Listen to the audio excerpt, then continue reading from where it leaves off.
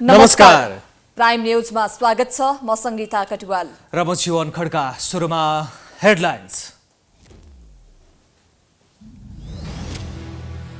मुलुकको राजनीति थप अनिश्चयतर्फ विधेयक प्रमाणीकरण रोकिँदा राष्ट्रपति संस्था विवादमा संसदको कार्यकाल राणाको महाअभियोगको विषय जटिल बन्दै। दलहरू न्यायालय ध्वस्त पार्न लागेको राणाको आरोप। तत्कालीन प्रधानमन्त्री ओली र अर्थमन्त्री पौडेलको सहयोगमा सर्वोच्चको भवन बनाएको स्पष्ट। चीनबाट उच्चस्तरीय भ्रमण भए पनि नाकामा अघोषित नाकाबन्दी कायमै। सयौं कन्टेनर रोकिएपछि व्यापारीको हारगुहार। सर्वसाधारणको दशैं महँगो हुने निश्चित। बलात्कारको आरोप लागेका क्रिकेटर सन्दीपलाई अध्यागमन विभागले राख्यो कालो सूचीमा। सन्दीप विमानस्थलमा आउने बित्तिकै पक्राउ गर्ने प्रहरीको तयारी।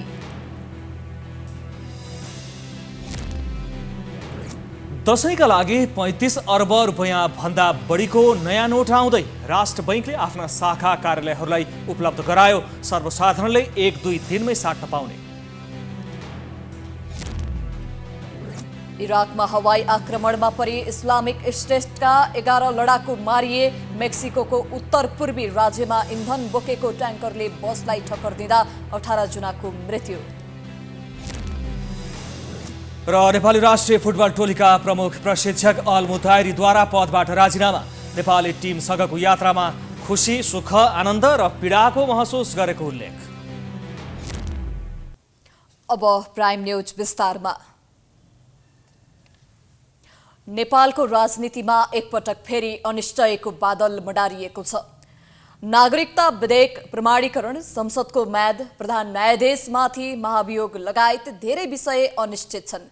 यस्तो अवस्थामा पनि सत्ता पक्ष र प्रतिपक्षका तर्क भने आआफ्नै छन्। एक रिपोर्ट। नेपालको राजनीति अहिले सबैभन्दा धेरै नागरिकता विधेयक प्रमाणीकरणको मुद्दाले गरमाएको छ। पुनर्विचारका लागि 15 बुँदे टिप्पणीसहित विधेयक फिर्ता पठाएकी राष्ट्रपति उक्त विधेयक जस्ताको त्यस्तै पारित भएपछि असन्तुष्ट छिन्। त्यसैले बरु महाभियोगको सामना गर्ने तर नागरिकता विधेयक प्रमाणीकरण नगर्ने मानसिकतामा राष्ट्रपति रहेको उनका राजनैतिक सल्लाहकार लालबाबु यादवले बताएका थिए। यादवले प्राइम टेलिभिजनसँगको संवादमा पुनर्विचारका लागि फिर्ता पठाएको विधेयक जस्ताको त्यस्तै पारित गरेर दलहरूले राष्ट्रपतिको अपमान गरेको आरोप लगाएका थिए। उहाँले जे सही गर्दै गर्ने राष्ट्रपति हामी किन राख्ने त? राष्ट्रपति त्यस्तै गर्न त खोज्यो भने जनताको विल पनि नबुझ्ने। यो अहिले अन्तर्राष्ट्रिय के अरे पनि त्यस्तो चाहिँ के छ भने ट्रेन्ड्सहरू छन्, त्यो उहाँ अनुसार जाने। देशको यत्रो वर्गको समस्या छन्। यो 9 सालदेखि यो नागरिकता भनेको संविधान र प्रजातन्त्रभन्दा ठुलो कुरा हो र त्यसमा पनि सम्मानीय राष्ट्रपतिले हचुवातालमा जाने चाहिँ यहाँहरूले चाहिँ सोच्नु भएको छ। उहाँको राष्ट्रपति पद ठुलो हो कि देश ठुलो? सत्ता पक्ष भने राष्ट्रपति एमालेको इसारामा चलेको आरोप लगाउँदै आएको छ।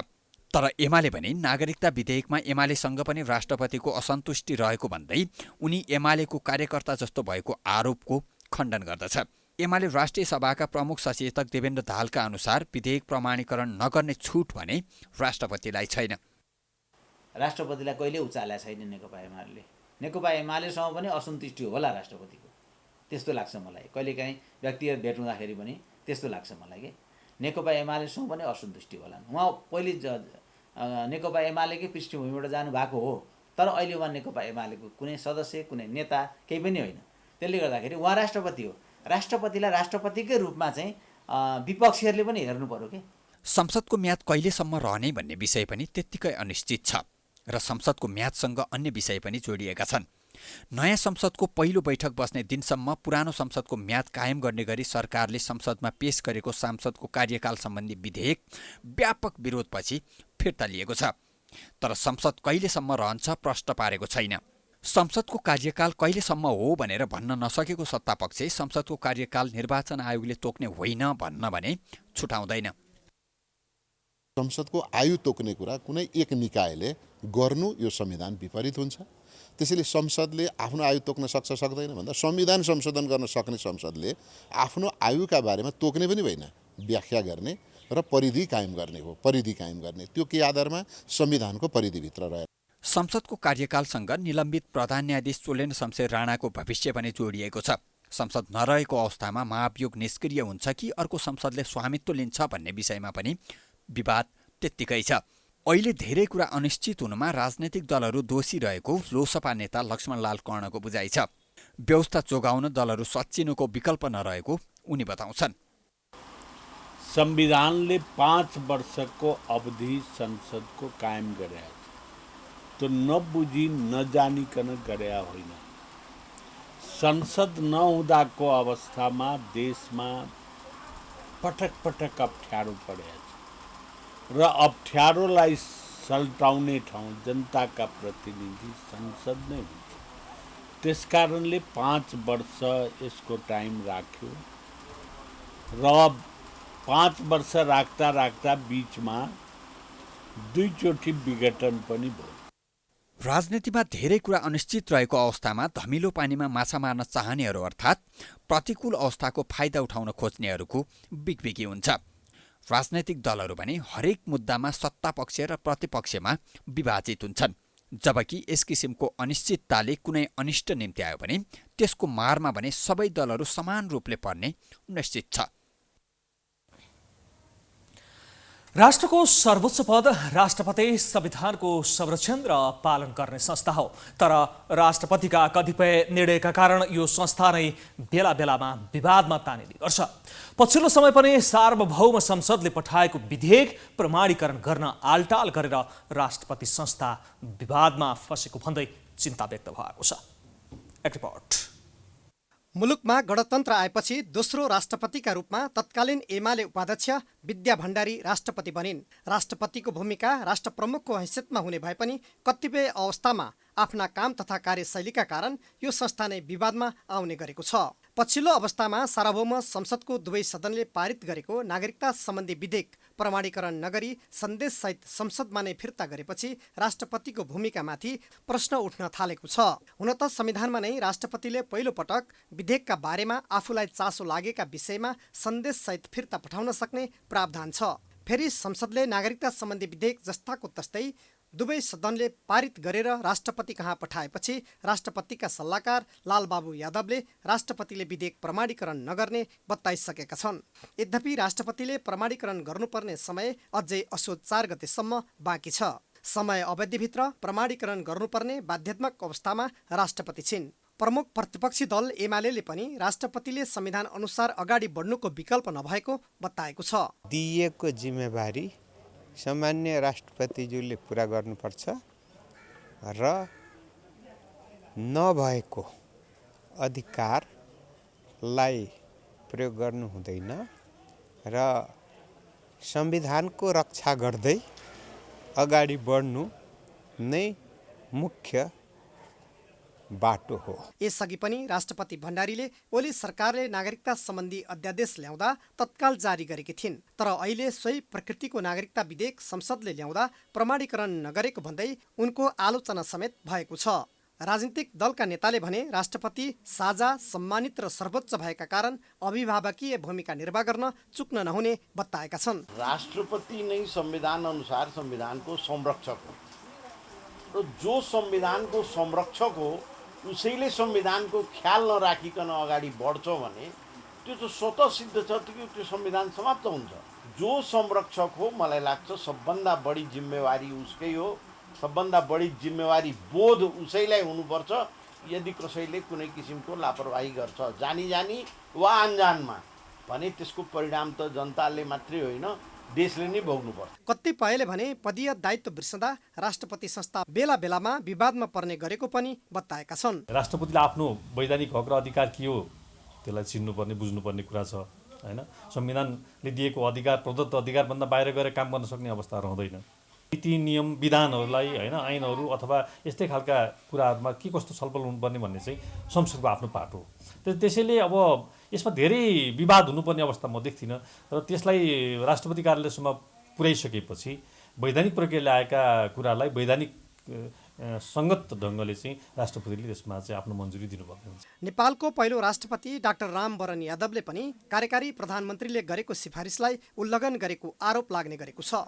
2066 साल वैशाख 20 गते तत्कालीन प्रधानमन्त्री पुष्पकमल दाहालले तत्कालीन प्रधान सेनापति रुक्माङ्गद कटवाललाई हटाएर दोस्रो वरियताका जनरल कुलबहादुर खड्कालाई प्रधान सेनापति बनाउन गरेको सिफारिस यादवले अस्वीकार गरेका थिए। त्यति बेला पनि राष्ट्रपति संस्थाको संवैधानिक हैसियतमा प्रश्न उठेको थियो। राष्ट्रपतिले आफू संलग्न रहेको पूर्व दलले बोकेको एजेन्डा स्वीकार गर्ने र इतर दलले बोकेको एजेन्डा अस्वीकार गर्ने जस्ता विषयमा पक्षधरता देखाउन नहुने र निष्पक्ष भूमिका निर्वाह गरे मात्र यस संस्थाको गरिमा एवं विश्वसनीयता बढ्ने अपेक्षा गर्न सकिन्छ।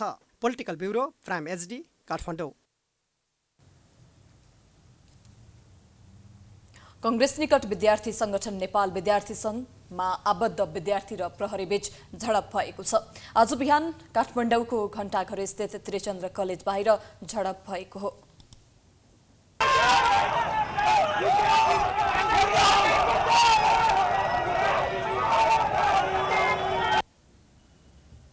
विद्यार्थीले राष्ट्रपति विद्यादेवी भण्डारीले नागरिकता विधेयक प्रमाणीकरण नगरेको भन्दै विद्यार्थीहरूले पुतला दहन गर्न खोजेपछि प्रहरीले हस्तक्षेप गरेको थियो। प्रदर्शनकारीले राष्ट्रपतिले कुनै पनि हालतमा विधेयक प्रमाणीकरण गर्नुपर्ने माग गरेका छन्। प्रमाणीकरण गर्न मात्रै बाँकी छ। जब प्रमाणीकरण भएर आउँछ तब नेपालका नागरिक जो नागरिकबाट वञ्चित छन्, जो नागरिक अधिकार पाउनबाट वञ्चित छन्, जो नागरिकताबाट वञ्चित छन्, उनीहरूले पाउने कुरा। यसलाई एकचोटि संसदमा फेरि ब्याक गर्नुभयो, फिर्ता पठाउनुभयो र फेरि अहिले चाहिँ प्रतिनिधि सभा र राष्ट्रिय सभाले पास गरेर पुनः 23 विधेयकलाई चाहिँ पठाएको अवस्था छ।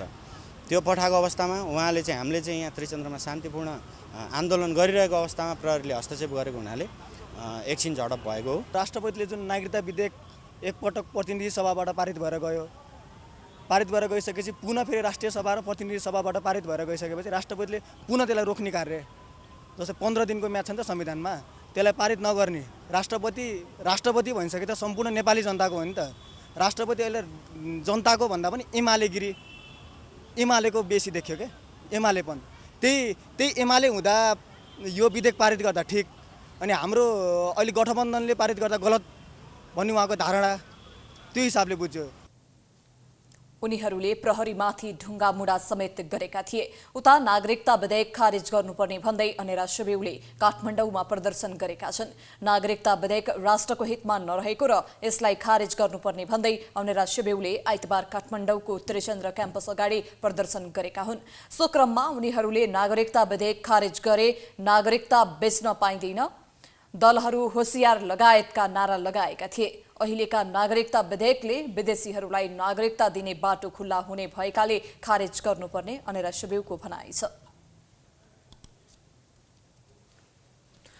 निलम्बित प्रधान न्यायाधीश चोलेन्द्र शमशेर राणाले दलहरूका कारण न्यायालय ध्वस्त भएको आरोप लगाएका छन्। महाभियोग सिफारिस समितिमा बयान दिने क्रममा उनले यस्तो आरोप लगाएका हुन्। राणालाई आज उनीमाथि लागेका विभिन्न भ्रष्टाचारका बारेमा जवाफ मागिएको थियो, जसको जवाफ दिँदै उनले आफूमाथि लागेका भ्रष्टाचारको आरोपमा खण्डन गरेका थिए। सर्वोच्च अदालतको भवन निर्माणमा भएको भ्रष्टाचारको बारेमा सांसदहरूले सोधेका प्रश्नको जवाफ दिँदै राणाले एमाले अध्यक्ष तथा तत्कालीन प्रधानमन्त्री केपी ओली र तत्कालीन अर्थमन्त्री विष्णु पौडेलको सहयोगमा आफूले ठेक्का दिएको उनले प्रश्न पारेका छन्। ठेक्का प्रक्रियाका लागि प्रधानमन्त्री कार्यालयबाट पत्र आएपछि आफूले ठेक्कामा दिएको स्पष्ट पारेको समितिका सदस्य मीन विश्वकर्माले जानकारी दिए।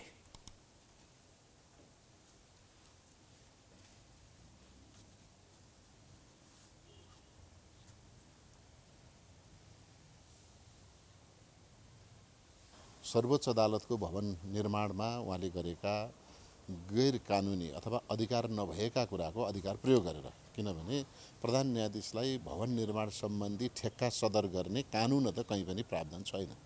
तर उहाँले आफूले त्यो फाइल तानेर, ठेक्काको फाइल तानेर आफैले सदर लेख्नु भएको छ र त्यो प्रमाण देखाउनु पनि भयो। आज सदर गरेको प्रमाण आफैले पनि देखाउनु भयो र त्यहाँ उहाँले के भन्नुभयो भने मलाई तत्कालीन प्रधानमन्त्री र अर्थमन्त्रीले सहयोग पनि गर्नुभएको छ र अर्थमन्त्री यहीँ पनि हुनुहुन्छ, उहाँले नै सहयोग गरेका कारणले पनि म यो सफल भएको हो, मैले गरेको। स्वभावतः त्यो रजिस्ट्रारले गर्नुपर्ने हो, तर त्यहाँ अर्को पनि कानुनी व्यवस्था कार्यालय प्रमुख भनेको हुनाले कार्यालय प्रमुख चाहिँ म हो कि भनेर मैले नै साइन गरे हुँ, तर रजिस्ट्रारले गर्ने हो भनेर उहाँले स्वीकार्नु भएको छ। सर्वोच्चको भवन निर्माणको ठेक्का प्रक्रियामा गलत मापदण्ड बनाएर करोडौँको घोटाला गर्न खोजेको आरोप लागेको थियो। उक्त भवन बनाउन नियम विपरीत ठेक्का लगाइएको र भ्रष्टाचार भएको भन्दै अख्तियारमा उजुरी परेको थियो। आफ्नै अगुवाईमा भएको भवन ठेक्काको कामका अनियमितताको आरोप लागे पनि त्यसबेला राणाले छानबिन अगाडि बढाएका थिएनन्। आजको बयानका क्रममा उनले ओलीको प्रयास नभएको भए सर्वोच्च अदालतको भवन निर्माण अघि बढ्न नसक्ने जिकिर गरेका छन्। एमाले नेताहरूको गुणगान गाइरहेका राणाको यो बयानले भने ओली र पौडेललाई समस्यामा पार्नेछ।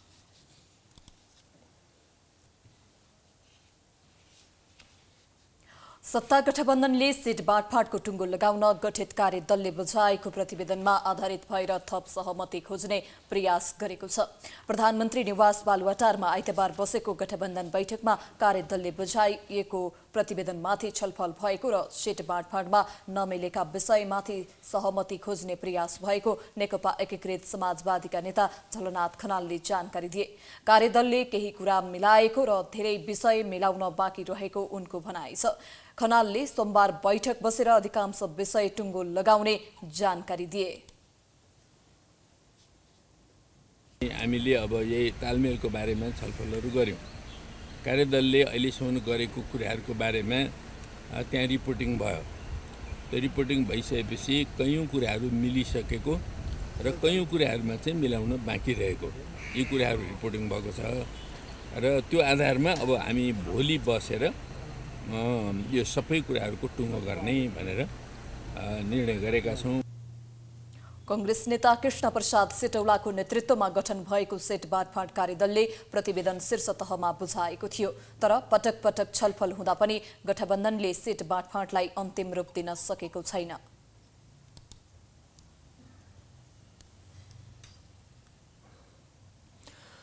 मुलुकै कार्यकारी अधिकार प्राप्त प्रधानमन्त्री बस्ने सरकारी निवास बालुवाटारमा छ। दैनिक बालुवाटारमा भिआइपी सवारी भइरहन्छ। स्वयं प्रधानमन्त्री पनि आवत जावत गरिरहन्छन्। तर प्रधानमन्त्री निवास बालुवाटार अगाडिको सडक भने अस्तव्यस्त छ।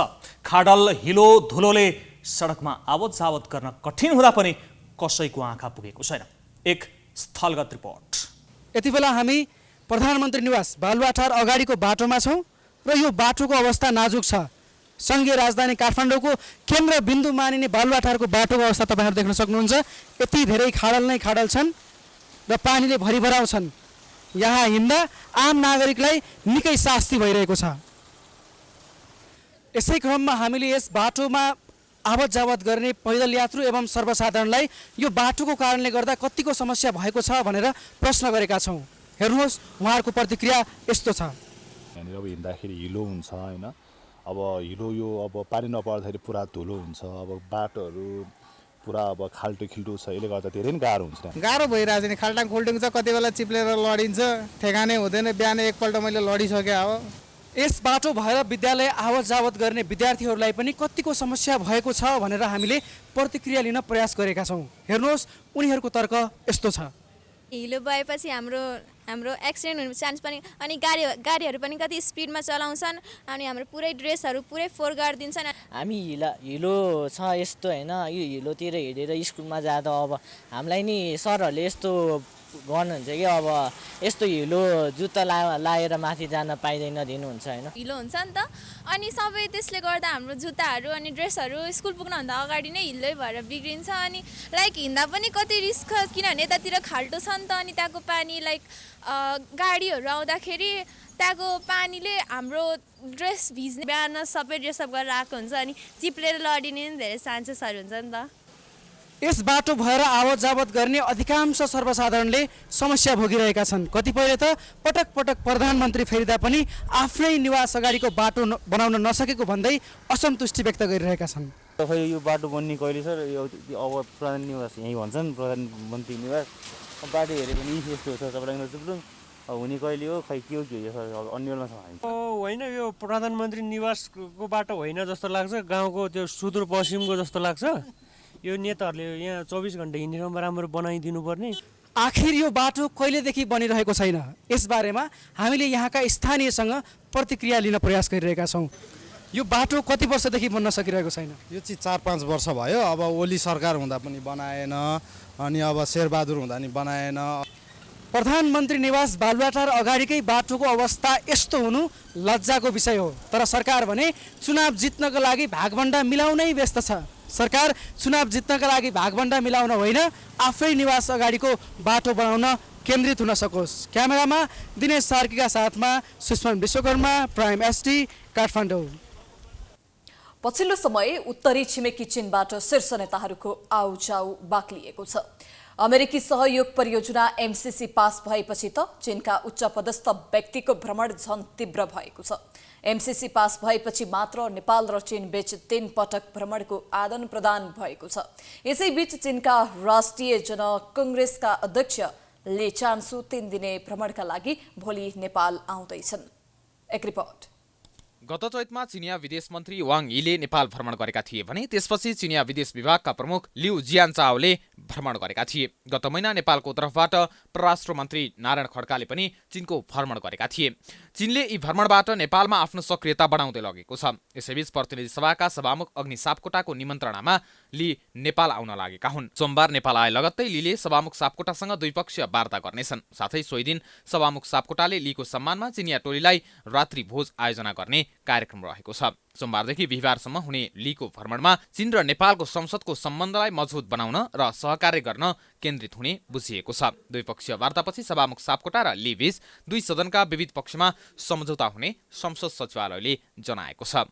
यसमा चाहिँ विशेष गरी 3 दिनको भ्रमणको कार्यक्रम रहेको छ। यसमा चाहिँ बाइलेटरल टक हुने र यो बीचमा चाहिँ एउटा मेमोरेन्डम अफ अन्डरस्ट्यान्डिङमा चाहिँ हस्ताक्षर हुने र अरू सामान्य हिसाबले आपसी चाहिँ हितको विषयहरूमा चाहिँ छलफल गर्ने र सहयोग आदान प्रदानका कुराहरूलाई चाहिँ अगाडि बढाउने तरिकाले चाहिँ कार्यक्रमहरू सेट भएका छन्। त्यसबाहेक लीको प्रधानमन्त्री पूर्व प्रधानमन्त्रीहरूसँग छलफल हुनेछ। लीले भदौ 28 मा प्रधानमन्त्री तथा कांग्रेसका सभापति शेरबहादुर देउवासँग भेटवार्ता गर्ने कार्यक्रम छ। अध्यक्ष लीले राष्ट्रिय सभाका अध्यक्ष गणेश तिमलिसेना र परराष्ट्र मन्त्री नारायण खड्कासँग पनि भेटवार्ता गर्ने कार्यक्रम रहेको छ। त्यस्तै प्रमुख प्रतिपक्षी नेकपा एमालेका अध्यक्ष केपी शर्मा ओली र माओवादी केन्द्रका अध्यक्ष पुष्पकमल दाहालसँग छुट्टा छुट्टै भेट्ने कार्यक्रम छ। सामान्य अध्यक्षज्यूसँग भेट हुने कार्यक्रम रहेको छ। त्यसैगरी सामान्य प्रधानमन्त्री र यो प्रमुख प्रतिपक्षी दलका नेता पूर्व प्रधानमन्त्री खड्गप्रसाद ओलीज्यूलाई भेट हुने। त्यसपछि नेकपा माओवादी केन्द्रका अध्यक्षज्यू पुष्पकमल दाहाल प्रचण्डसँग भेटवार्ता गर्ने। त्यसपछि परराष्ट्र मन्त्रीसँग सोल्टीमै भेटघाट हुने र प्रधानमन्त्रीज्यूसँग बालुवाटारमै त्यो भेटघाटको कार्यक्रम रहेको छ। चीनको संविधान अनुसार चिनिया राष्ट्रपति सी जिनपिङ पछि ली दोस्रो वरियताका नेता हुन्। तर सीपीसी पार्टीको विधान अनुसार राष्ट्रपति सी, त्यसपछि प्रधानमन्त्री ली खछ्याङ र त्यसपछि तेस्रो वरियतामा ली पर्छन्। चिनिया राष्ट्रपति सी पछि नेपाल भ्रमण गर्ने ली अर्को उच्च तहका नेता पनि हुन्। यसरी भ्रमणको बाक्लिदो आदान प्रदानले दुई देशबीचको सम्बन्ध मजबुत बनाए पनि चिनिया पक्षले नाकामा अघोषित नाकाबन्दी कायमै राख्नु, पहिले भएका सम्झौता कार्यान्वयन गर्न बेवास्ता गर्नुले यी भ्रमण सम्बन्ध सुधार भन्दा पनि स्वार्थ अनुरूप भएको हो कि भन्ने आशंका उप्सिएको छ। 2072 को भूकम्पपछि चीनको अघोषित नाकाबन्दी खेपेको नेपालले अझै पनि त्यसबाट मुक्ति पाउन सकेको छैन। अझै दशैंको मुखमा नाकामा आएका कन्टेनरहरूले नेपाल प्रवेश नपाउँदा व्यवसायीहरू मर्कामा त परेका छन् नै, उपभोक्ताले पनि महँगी र अभाव खेप्नुपर्ने देखिएको छ। नाकामा सामान रोकिएपछि खुल्ने आश गरेका व्यापारीहरूले सरकारसँग हारगुहार गरेका छन्। हेरौं यो रिपोर्ट। निरन्तर रूपमा नाकामा अवरोध भएपछि नेपाली व्यापारीहरूको लगानी डुबिरहेको छ। नाका खुलाउने विषयमा विभिन्न भ्रमण तथा दुई देशबीच छलफल र सम्झौता भए पनि त्यसको कार्यान्वयन गर्न चीनले ढिलाइ गरिरहेको छ। सयौं कन्टेनर र सामग्रीहरू नाकामा रोकिएपछि 2 जना व्यापारीले त आत्महत्या नै गरेका छन्। तर सरकारले भने यो विषयलाई जोडतोडका साथ उठाएको छैन। केही समय नाका बन्द भए पनि केही समयपछि नाका खुल्ने आश गरेका व्यापारीहरू निराश छन्। उनीहरूले आफ्नो समस्या लिएर सिंहदरबार मन्त्रालय र मन्त्रीलाई भेट्न पुगेका छन्। हिमालय सीमापार वाणिज्य संघका अध्यक्ष अशोक कुमार श्रेष्ठले सामानहरू नाकामा रोकिँदा कुहिने, बिग्रिने भएर व्यापारीको करोडौं रकम डुबेको भन्दै परराष्ट्र मन्त्री डाक्टर नारायण खड्कासँग गुनासो गरेका छन्। सीमानाका केही खोलिए जस्तो गरे पनि राम्रोसँग कन्टेनर पास हुन नदिएको उनको गुनासो छ। यही अवस्था कायम भए व्यापारीहरू व्यापार छोडेर पलायन हुने अवस्था आउने उनको भनाइ छ। यद्यपि मन्त्री समक्ष गुनासो नै गरे पनि समस्या समाधान हुनेमा उनी विश्वस्त भने छैनन्। हामीले बारम्बार यो झेल्दै आइरहेछौँ कि अब यो 2019 कोभिड महामारी पछाडि अब हुन्छ खोल्यो फेरि कम हुँदै जाने, कहिले 20वटा गाडी छोड्छ, कहिले 15वटा, कहिले 30वटा, कहिले फेरि 0। यो कारणले गर्दाखेरि चाहिँ हामीलाई चाहिँ किनभने यो उत्तरी नाकातिर चाहिँ विश्वासको वातावरण व्यापारीहरूको चाहिँ मोटामोटी रूपले मैले मेरो विचारमा चाहिँ टुट्दै गइरहेको देखेको छु। मन्त्रीलाई ज्ञापन पत्र बुझाउन गएका उद्योग वाणिज्य संघका सिन्धुपाल्चोक अध्यक्ष होमबहादुर बस्नेतले विशिष्ट व्यक्तिको भ्रमणको बेला नाकाको विषयलाई प्राथमिकता दिन मन्त्रीलाई आग्रह गरेका छन्। अब भोलि आउने भनेको एउटा सभामुखलाई चाहिँ हामी व्यवसायी प्रतिनिधि मण्डलले जुन एउटा ज्ञापन पत्र बुझाएका छौँ, हाम्रो पूर्व मन्त्रीज्यूले पनि एउटा त्यो जिल्लाको लागि चाहिँ पहल गरिरहनु भएको छ। पक्कै पनि आशा लागेको छ यो ज्ञापन पत्र एउटा पहल कदमीले केही सुधार आउन सक्छ कि भन्ने हाम्रो आशा छ। व्यापारीको गुनासो सुनेपछि परराष्ट्र मन्त्रीले सबै उपभोक्ता चीनमा नै निर्भर रहेकाले नाका रोकिँदा महँगी बढ्ने, रोजगारी गुम्ने खतरा रहेको बताएका छन्। उनले आफ्नो चीन भ्रमणका बेला नाका खुलाउने विषयमा विभिन्न सम्झौता भए पनि कोरोनाको कारण नाका नखुलेको प्रष्टीकरण दिए। सोमबारदेखि हुने चीनका जनकङ्ग्रेस अध्यक्ष लीको भ्रमणका बेला आफूले नाकाको विषय उठाउने आश्वासन मन्त्रीले दिएका छन्। नेसनल पिपुल्स कङ्ग्रेसका भनेको त्यहाँको संसद जस्तै हो, त्यसको सभाध्यक्ष सभामुखज्यू नेपालको 3 दिने भ्रमण आउँदै हुनुहुन्छ। मेरो पर्सि शिष्टाचार भेट गर्ने यो पनि छ, कार्यक्रम पनि छ, त्यो बेला पनि म कुरा उठाउँछु र यसलाई म एकदमै तात्विकताका साथ दसैँभन्दा अगाडि दसैँ त आइनैसक्यो लाई चाहिँ हाम्रो आपूर्ति सहज हुने हिसाबले एकदमै जोरदार रूपमा पहल गरेर चाहिँ पटक्कै सकारात्मक नतिजा निकाल्नको लागि म प्रयत्नरत हुनेछु। मन्त्रीले नाका खोल्ने विषयमा कुरा उठाउने भने पनि नाका खुल्ने विषयमा भने ढुक्क हुने अवस्था छैन। दसैँ तिहारको मुखैमा नाका बन्द हुँदा उपभोक्ताको दसैँ पनि महँगिने र अभावमा बित्ने देखिएको छ।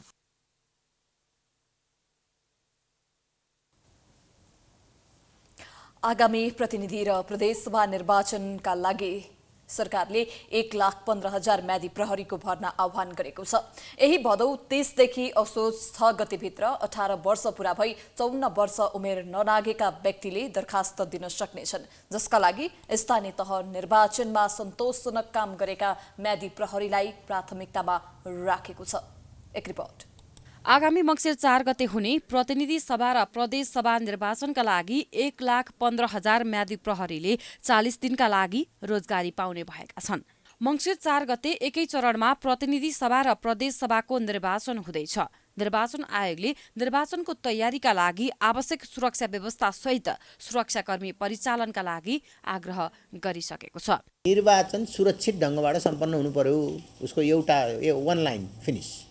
अब त्यसलाई कसरी सुरक्षित गर्ने, के मेन पावर चाहिने, के स्रोत साधन चाहिने, के लजिस्टिक चाहिने र निर्वाचनलाई सुरक्षित हैन स्वतन्त्र स्वच्छ निष्पक्ष र भयरहित वातावरणमा सम्पन्न गर्ने भन्ने कुराका लागि सुरक्षाको दृष्टिकोणबाट नेपाल सरकार गृह मन्त्रालय र रक्षा मन्त्रालयले हेर्छ। प्रहरी प्रधान कार्यालयले आइतबार म्यादी प्रहरी भर्ना आह्वानको सूचना प्रकाशित गरेको छ। यही भदौ 30 गतेबाट असोज 6 गतेसम्म आवेदन दिन पाइनेछ। काठमाडौँ, भक्तपुर र ललितपुर प्रहरी परिसर सहित देशभरका जिल्ला प्रहरी कार्यालयबाट बिहान 10 बजेदेखि अपराह्न 5 बजेभित्र दरखास्त दिन पाउनेछन्। आवेदन दिन नेपाली नागरिक हुनुपर्ने, साधारण लेखपढ गर्न जान्ने, नैतिक पतनदेखि फौजदारी अपराधमा सजाय नपाएको, राजनीतिक दलको सदस्यता नलिएको, पुरुषको हकमा 5 फिट 2 इन्च र महिलाको हकमा 5 फिट उचाइ भएका, गर्भवती नभएका नरहेकोले आवेदन दिन सक्ने न्यूनतम योग्यता निर्धारण गरिएको छ। त्यसैगरी गत वैशाखमा सम्पन्न स्थानीय तह निर्वाचन तथा 2074 का स्थानीय प्रदेश र प्रतिनिधि सभा निर्वाचनमा म्यादीमा भर्ना भई सन्तोषजनक काम गरेकालाई प्राथमिकतामा राखेको छ। कार्य अवधिभर सामाजिक सञ्जालमा टीका टिप्पणी तथा जथाभावी सामग्री राख्न र सेयर गर्न बन्देज गरिएको छ। नियुक्ति तथा परिचालन सम्बन्धी मापदण्ड 2079 प्रहरी प्रधान कार्यालयले हामीले पेश गरेर तालुक गृह मन्त्रालयबाट पारित भएको छ। यसमा चाहिँ यसको नाम भर्ना नाम के हो, भर्ना छनौट सम्बन्धी हैन यसको चाहिँ मापदण्ड के हुनेछ हैन, परिभाषा, यसको उद्देश्य हैन, अनि भर्ना छनौट नियुक्ति तालिम र पोसाक र भर्ना छनौटको आधारहरू के हो, त्यसको बेस के हुन्छ र भर्ना छनौट गर्ने एउटा नियुक्ति समिति छ, जस्तो चाहिँ नि प्रत्येक जिल्लामा प्रमुख जिल्ला अधिकारी सिडिओ चिफ अफ डिस्ट्रिक्ट अफिसरको संयोजकमा जिल्ला प्रहरी कार्यालयको प्रहरी प्रमुख रहने भयो। म्यादी प्रहरीको पारिश्रमिक दैनिक 869 रुपियाँका दरले 40 दिनको 34,760, रासन भत्ता बापत 7,200, पोसाक भत्ता 6,000, यातायात खर्च बापत एक पटकका लागि 1,000 र खाजा खर्चलाई 300 का दरले 4 दिनको 1,200 गरी एकमुष्ट 50,160 रुपियाँ पाउनेछन्। हिमाली भेगमा खटिनेलाई ज्याकेट किन्न थप 1,000 रुपियाँ उपलब्ध गराइनेछ। जिम्मेवारी निर्वाह गर्ने क्रममा म्यादी प्रहरी घाइते भएमा सरकारले निशुल्क उपचारको व्यवस्था र मृत्यु भए निजको हकदारलाई सरकारले तोके बमोजिम क्षतिपूर्ति उपलब्ध गराउने मापदण्डमा उल्लेख छ। नाबालिग बलात्कारको आरोप लागेका नेपाली राष्ट्रिय क्रिकेट टिमका कप्तान सन्दीप लामिछानेलाई अध्यागमन विभागले कालो सूचीमा राखेको छ। 17 वर्षीय नाबालिगमाथि बलात्कार गरेको आरोप लागेका उनलाई नेपाल आउनासाथ पक्राउ गर्ने गरी कालो सूचीमा राखेको हो। अब उनलाई विमानस्थल उत्रनासाथ प्रहरीले पक्राउ गर्नेछ। लामिछानेलाई नेपाल आउनासाथ पक्राउ गर्ने गरी कालो सूचीमा राखेको अन्तर्राष्ट्रिय विमानस्थल सुरक्षा कार्यालयका एसएसपी दिपेन्द्र जीसीले पुष्टि गरेका छन्। विमानस्थलको सुरक्षा कार्यालयलाई पक्राउ गर्नका लागि अनुमति प्रदान भइसकेको छ।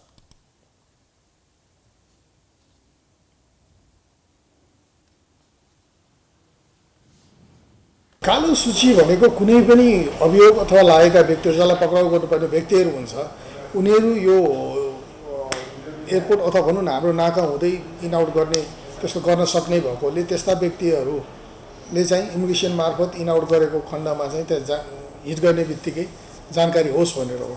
इमिग्रेसनले वहाँ इन्ट्री गर्ने बेला कालो सूचीका व्यक्तिहरूको बारेमा जानकारी हामीले गराइदिन्छ र हामीले सम्बन्धित प्रहरी कार्यालय, हामी सुरक्षा यहाँभित्रको सुरक्षा दिने मात्रै हो, हामी यो अनुसन्धानको उसमा चाहिँ हामी कतै जोडेका हुँदैनौँ। हामीले सम्बन्धित ड्युटी जस्तो परिसरले डाइरेक्ट पनि लिन आउन सक्यो अथवा गौशाला मार्फत आउने बुझ्यो। अहिले Sandeep Caribbean premier league CPL cricket खेल्न वेस्ट इन्डिजमा रहेका छन्, तर आफूमाथि उजुरी, पक्राउ पूर्जी र निलम्बन भइसकेपछि उनले आफू केही दिनभित्र नेपाल फर्कने उल्लेख गरेका थिए। नेपाल क्रिकेट संज्ञानका अनुसार उनले आफ्नो संलग्नता अस्वीकार गर्दै कानुनी सहायताका लागि अनुरोध गरेका छन्। लामिछानेलाई पक्राउ गर्न जिल्ला अदालत काठमाडौँले 23 भदौमा अनुमति दिएको थियो। सन्दीपले आफूमाथि बलात्कार गरेको भन्दै एक नाबालिगले गत मङ्गलबार उजुरी दिएकी थिइन्। जिल्ला अदालत काठमाडौँले उनीमाथि पक्राउ पूर्जी जारी गरेको छ भने नेपाल क्रिकेट सङ्घले निलम्बन गरिसकेको छ। सन्दीपले भने आफू नेपाल आएर अनुसन्धानमा सघाउने बताएका छन्।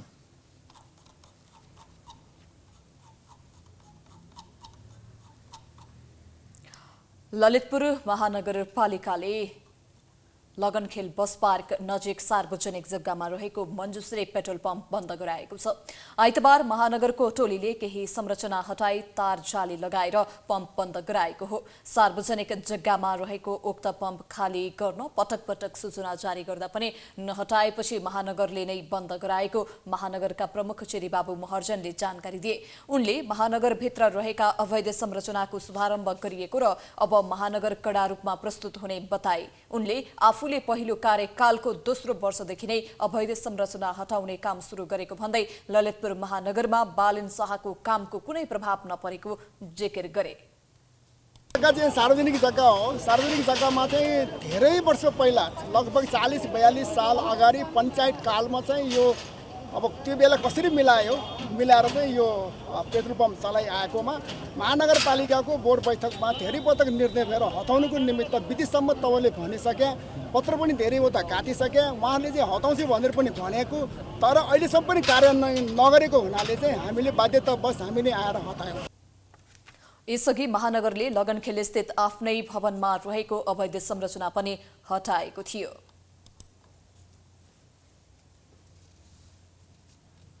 अब बिजनेस न्यूज।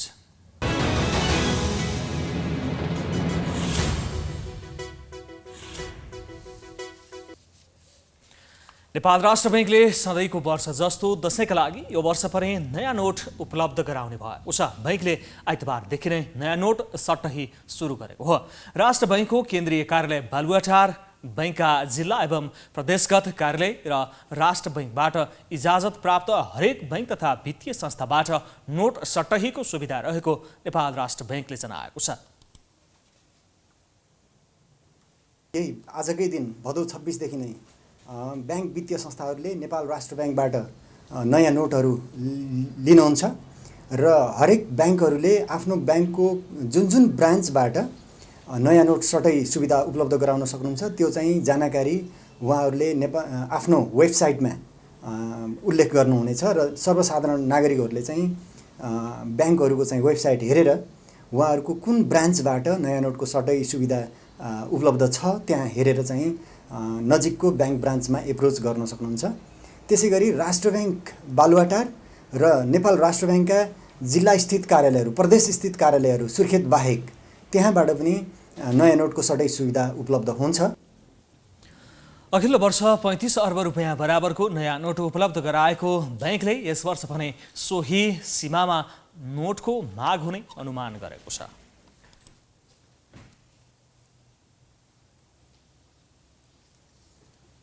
आज नेप्से परिसूचक 11.47 अङ्क अर्थात् 0.59% घटेर 1926.28 बिन्दुमा झरेर बन्द भएको छ।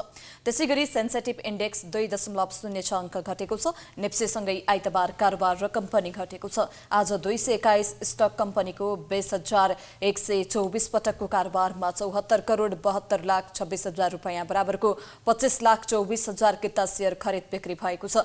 आज अन्य उपसमूहको परिसूचक बाहेक अरू सबै उपसमूहको परिसूचक ओह्रालो लागेको छ।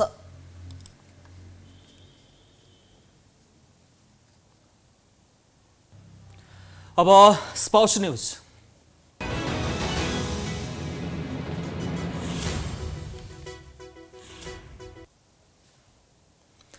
नेपाली राष्ट्रिय फुटबल टोलीका प्रमुख प्रशिक्षक अब्दुल्लाह अल्मुताइरीले पदबाट राजीनामा दिएको घोषणा गरेका छन्। आइतबार सामाजिक सञ्जाल फेसबुकबाट अल्मुताइरीले राजीनामाको घोषणा गरेका हुन्। नेपालको प्रशिक्षकको जिम्मेवारी सम्हालेको 525 दिनपछि आफ्नो कार्यकाल सकिएको घोषणा गरेका हुन्। उनले नेपाली टिमसँगको यात्रामा खुसी, सुख, दुःख, आनन्द र पीडा सबै महसुस गरेको जनाएका छन्। एएफसी एसिया कप छनौट अघि अल्मुताइरी र राष्ट्रिय टिमका 10 जना खेलाडी बीच विवाद भएको थियो। विवादको कारण उनले खेलाडीलाई क्याम्प छाड्न निर्देशन दिएपछि खेलाडी र प्रशिक्षक विवादले उग्र रूप लिएको थियो। त्यसपछि एन्फाले गठन गरेको कार्यदलले विवादमा आइरहने अल्मुताइरीको विकल्प खोज्न एन्फालाई सिफारिस गरेको थियो। एन्फा र अल्मुताइरी बीच सन् 2024 सम्मका लागि सम्झौता छ। उनलाई खान र बस्न एन्फाले व्यवस्था गरे पनि तलब भने कतार फुटबल एसोसिएसनले उपलब्ध गराइरहेको छ। कतारले सहयोग स्वरूप प्रो लाइसेन्स प्राप्त अल्मुताइरीलाई 2077 को चैतमा नेपाल पठाएको थियो। उनी विदामा भएका बेला नेपाल फुटबल सङ्घ एन्फाले प्रदीप हुमागाईलाई नेपाली टोलीको निमित्त प्रमुख प्रशिक्षक नियुक्त गरेको थियो। त्यसपछि अल्मुताइरी र एन्फा बीच दूरी झन बढेको थियो।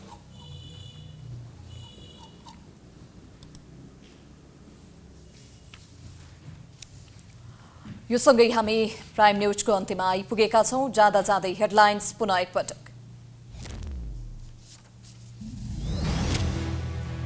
मुलुकको राजनीति थप अनिश्चयतर्फ, विधेयक प्रमाणीकरण रोकिँदा राष्ट्रपति संस्था विवादमा, संसदको कार्यकाल राणाको महाभियोगको विषय जटिल बन्दै।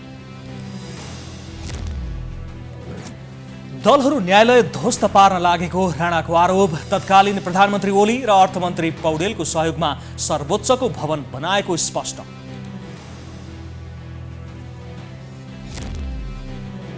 चीनबाट उच्च स्तरीय भ्रमण भए पनि नाकामा अघोषित नाकाबन्दी कायमै, सयौं कन्टेनर रोकिएपछि व्यापारीको हारगुहार, सर्वसाधारणको दशैं महँगो हुने निश्चित। बलात्कारको आरोप लागेका क्रिकेटर सन्दीपलाई अध्यागमन विभागले राख्यो कालो सूचीमा। सन्दीप विमानस्थलमा आउने बित्तिकै पक्राउ गर्ने प्रहरीको तयारी।